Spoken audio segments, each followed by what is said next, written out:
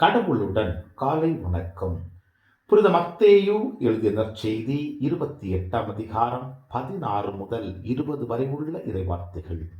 அக்காலத்தில் 12 சீடர்களும் இயேசு தங்களுக்கு பணித்தபடியே கலிலேயாவில் உள்ள ஒரு மலைக்கு சென்றார்கள். அங்கே அவரை கண்டு பணிந்தார்கள். சிலரோ ஐயமுற்றார்கள்.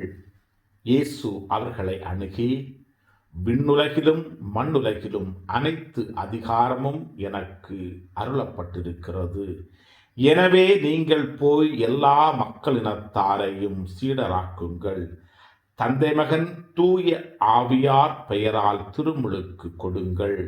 நான் உங்களுக்கு கட்டளையிட்ட யாவையும் அவர்களும் கடைபிடிக்கும்படி கற்பியுங்கள். இதோ உலக முடிவு வரை எந்நாளும் நான் உங்களுடன் இருக்கிறேன் என்று கூறினார். கிறிஸ்துவின் நற்செய்தி. இந்த நாள் இனிய நாளாக அமைய வாழ்த்துக்கள். பல பல பல புதுமைகள் பெருமைகள் இனிமைகள் இறங்கிய நல்ல நாள், ஒரு நல்ல நாள், நம் தேவன் தந்த நாள். இது நல்ல நாள், ஒரு நல்ல நாள், நம் தேவன்